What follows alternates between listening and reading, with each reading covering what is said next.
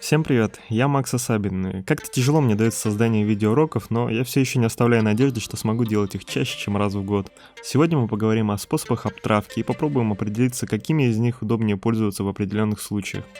Также в конце я дам несколько советов, которые могут быть вам полезны. С обтравки начинается практически любая художественная обработка, но тем не менее одни придают ей слишком малое значение, а другие наоборот считают, что на ней заканчивается вся работа по замене фона. Но истина, как всегда, где-то посередине. На всякий случай, что же такое обтравка? Сейчас это слово используют в основном, когда речь идет об удалении фона и всех ненужных элементов с фотографии. А термин этот, как и многие другие, пришли к нам из аналоговой ретуши, в которой все эти махинации проводили не в фотошопе, а физически, на пленке. Фотографию обтравливали, то есть травили, то есть смывали покрытие на ней химическими растворами. К счастью, в эпоху фотошопа все делается чуть проще и без рисков обжечь руки, и с великой силой Ctrl-Z. Так что давайте перейдем к цифровой обтравке.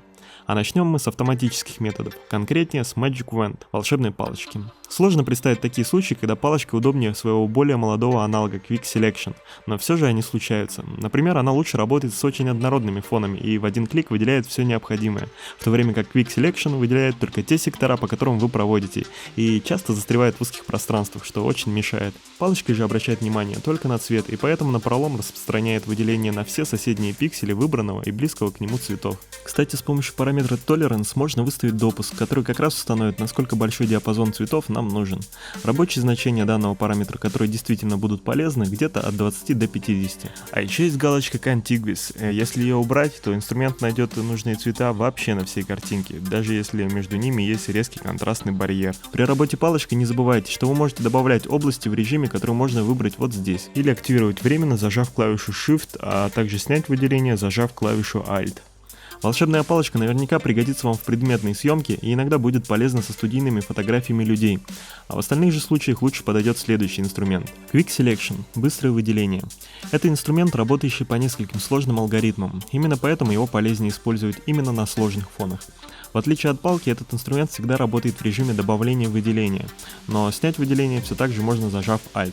Увы, Quick Selection плохо понимает достаточно резкие, но мелкие детали, и замечает он их только после того, как вы многократно покажете ему, что вам нужно выделить, а с чего нужно снять выделение.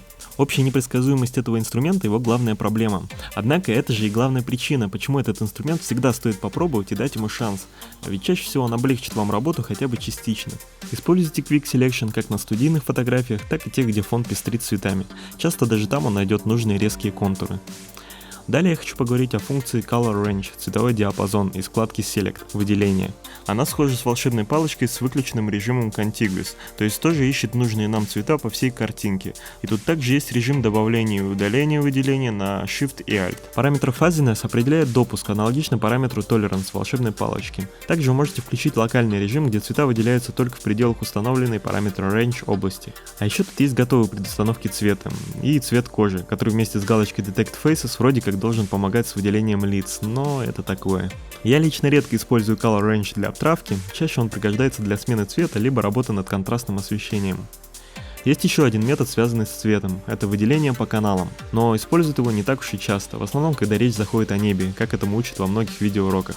Лезем в каналы, выделяем синий, копируем и возвращаемся к нашему слою. Вставляем изображение синего канала в маску слоя, инвертируем и кривыми подтягиваем черные и белые цвета, а оставшиеся недостатки замазываем вручную. Но в тех редких случаях, когда этот метод мне пригождается, я предпочитаю делать чуть иначе. Вместо того, чтобы лезть в каналы, где на выбор нам дается всего 3 варианта, я использую Channel Mixture. Небо у нас бывает не только синее, еще и бирюзовое, фиолетовое, красное и так далее. А в Channel Mixture можно накрутить яркость нужных вам каналов вручную, предварительно выставив монохромный режим. Далее полученное черно-белое изображение также подтягиваем кривыми и используем в качестве маски.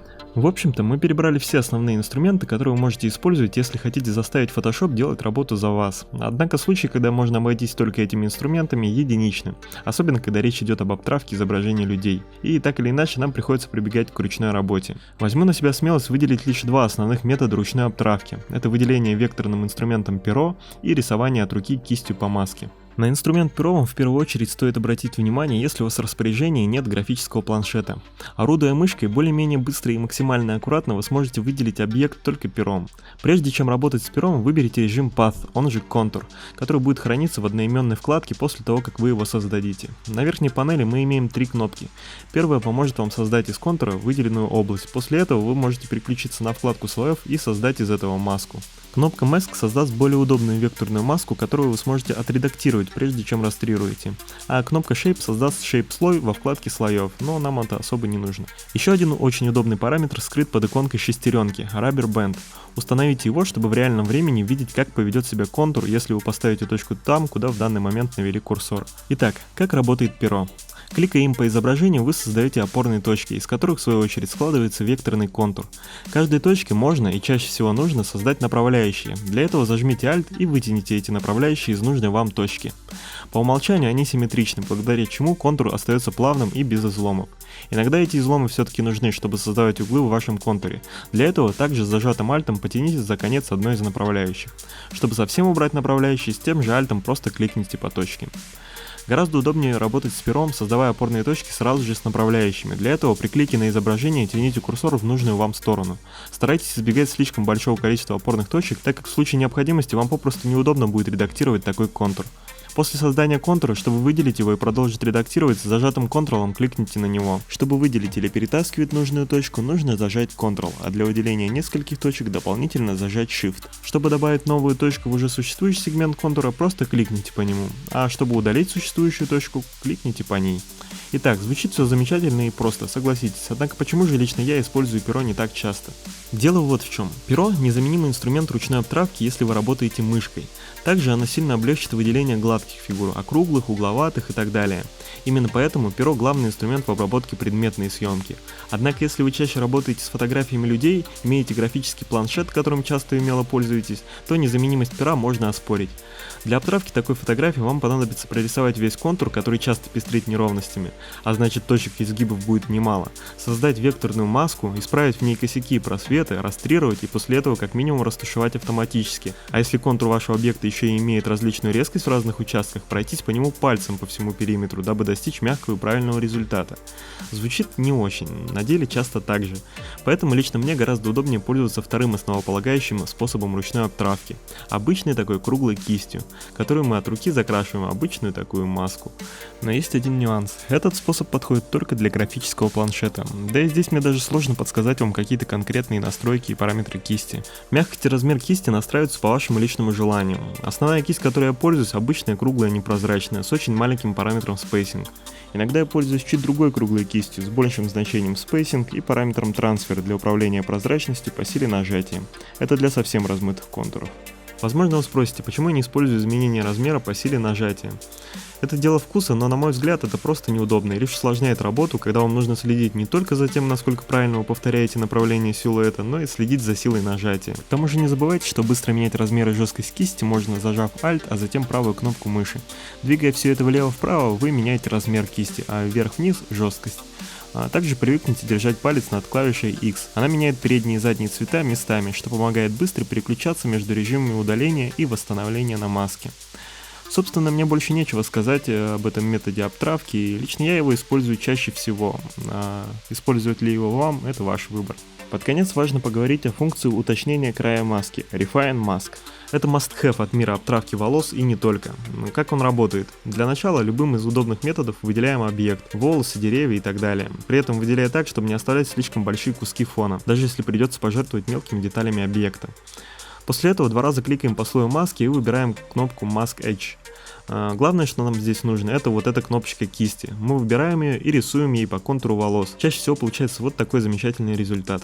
Есть тут еще несколько настроек. Радиус.